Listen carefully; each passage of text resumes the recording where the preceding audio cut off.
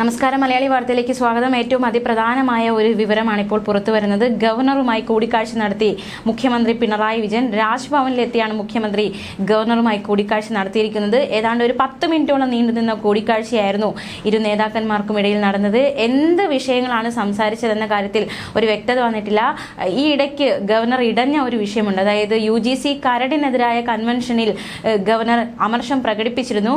UGC കരട് വിരുദ്ധ കൺവെൻഷനിൽ പങ്കെടുക്കരുത് എന്നതടക്കമുള്ള ഒരു നിർദ്ദേശം ഗവർണർ VC-മാർക്ക് നൽകുന്ന സാഹചര്യമുണ്ടായി.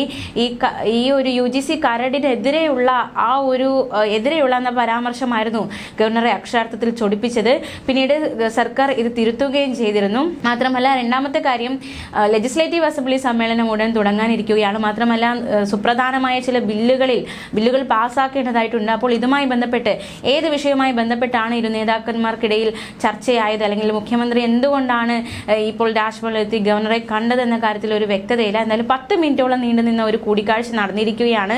എന്തായാലും ഈ UGC കരടിനെതിരായ ആ ഒരു സംഭവവുമായി ബന്ധപ്പെട്ട് എന്തെങ്കിലും വിശദീകരണം മുഖ്യമന്ത്രി നൽകിയിട്ടുണ്ടോ എന്ന കാര്യത്തിലും ഒരു വ്യക്തതയില്ല. എന്തായാലും നിർണായകമായ ഒരു കൂടിക്കാഴ്ച ഇരു നേതാക്കന്മാർക്കിടയിൽ നടന്നിരിക്കുകയാണ്. ഈ പുതിയ ഗവർണറുമായി നല്ല രീതിയിൽ പോകുക, അതായത് പ്രശ്നങ്ങളൊന്നും ഉണ്ടാകാതെ ഒരുമിച്ച് പോകുക എന്നൊരു ഉദ്ദേശമാണ് സർക്കാരിനും അതുപോലെ തന്നെ രാജ്ഭവനും ഉള്ളത്.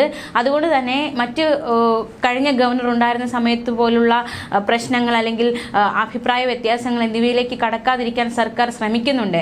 എന്തായാലും ആ ഒരു ശ്രമത്തിനിടെയാണ് ഈ UGC കരടിനെതിരായ കൺവെൻഷനിൽ ഗവർണർ അമർഷം പ്രകടിപ്പിച്ചത്. എന്തായാലും ആ ഒരു വിഷയത്തിൽ ഗവർണർ എന്തായാലും സർക്കാരിനോട് ഇടഞ്ഞിരിക്കുകയാണ്. അതുകൊണ്ട് തന്നെ ആ വിഷയവുമായി ബന്ധപ്പെട്ട് എന്തെങ്കിലും വിശദീകരണം നൽകാനാണോ മുഖ്യമന്ത്രി വന്നത് എന്ന ഒരു സംശയം ശക്തമാവുന്നുണ്ട്. സർക്കാർ പുറത്തിറക്കിയ സർക്കുലറിൽ ഗവർണർ അമർഷം പ്രകടിപ്പിക്കുകയായിരുന്നു.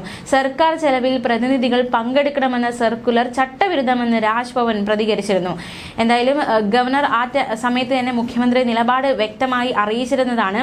സർക്കുലറിലെ കരടിനെതിരായ പരാമർശം പിൻവലിക്കണം എന്നൊരു ആവശ്യവും ഗവർണർ മുഖ്യമന്ത്രിയോട് മുന്നോട്ട് വെച്ചിരുന്നു. എന്നാൽ പരാമർശം പിൻവലിക്കാൻ കഴിയില്ല എന്നൊരു തീരുമാനം ആദ്യം സ്വീകരിച്ചെങ്കിലും പിന്നീട് ആ ഒരു പരാമർശം നീക്കുന്ന സാഹചര്യം, ഒരു തിരുത്തിലേക്ക് സർക്കാർ എത്തുകയുണ്ടായി.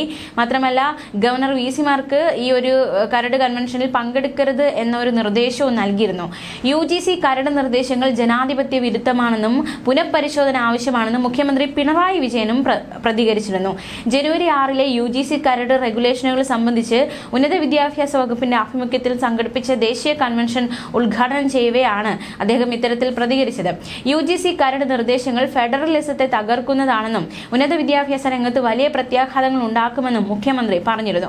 സെർച്ച് കമ്മിറ്റികളിൽ പിടിമുറുക്കി വൈസ് ചാൻസലർ നിയമനം ചാൻസലറുടെ പൂർണ്ണ നിയന്ത്രണത്തിലാക്കുന്നതോടെ രാഷ്ട്രീയ ഇടപെടൽ ശക്തമാകും. മിക്ക സർവകലാശാലകളുടെയും ചാൻസലർ ഗവർണർമാർ ആയതിനാൽ ഗവർണറെ നിയമിക്കുന്ന രാഷ്ട്രീയ പാർട്ടികൾക്കാവും വൈസ് ചാൻസലർ നിയമനത്തിലെ പൂർണ്ണ അധികാരം. സംസ്ഥാനങ്ങളെ പൂർണ്ണമായി ഒഴിവാക്കാനാണ് UGC നീക്കം. അക്കാദമിക് പ്രാവീണ്യമില്ലാത്തവരെയും വൈസ് ചാൻസലർമാരെ നിയമിക്കാമെന്ന കരട് നിർദ്ദേശം ഉന്നത വിദ്യാഭ്യാസ രംഗത്തെ നിലവാരം തകർക്കുമെന്നും മുഖ്യമന്ത്രി പ്രതികരിച്ചിരുന്നു. പുനെ ഫിലിം ഇൻസ്റ്റിറ്റ്യൂട്ട് മുതൽ ICHR വരെയുള്ള പ്രമുഖ സ്ഥാപനങ്ങളിൽ രാഷ്ട്രീയ നിയമനം നടക്കുന്നത് നമ്മൾ കണ്ടതാണെന്നും ഇത്തരത്തിലുള്ള നീക്കം ഉന്നത വിദ്യാഭ്യാസ രംഗത്തുണ്ടാകുന്നത് തടയാനുള്ള ബിൽ നിയമസഭ പാസാക്കിയിരുന്നു. എന്നാൽ അത് തടഞ്ഞുവെച്ചുവെന്നും അതിനെതിരെയാണ് സർക്കാർ സുപ്രീം കോടതിയെ സമീപിച്ചത് എന്നതടക്കമുള്ള ഒരു പ്രതികരണം മുഖ്യമന്ത്രി നേരത്തെ നടത്തിയതാണ്. നിയമസഭകളുടെ അവകാശം പോലും കവർന്നെടുക്കുകയാണെന്നും പുതിയ കരട് നിർദ്ദേശത്തിൽ അസിസ്റ്റന്റ് പ്രൊഫസർ നിയമനം, സ്ഥാനക്കയറ്റം തുടങ്ങിയ കാര്യങ്ങൾക്ക് വച്ചിരിക്കുന്ന മാനദണ്ഡങ്ങൾ പുനഃപരിശോധിക്കേണ്ടതാണ് എന്ന് മുഖ്യമന്ത്രി പ്രതികരിച്ചിരുന്നതാണ്.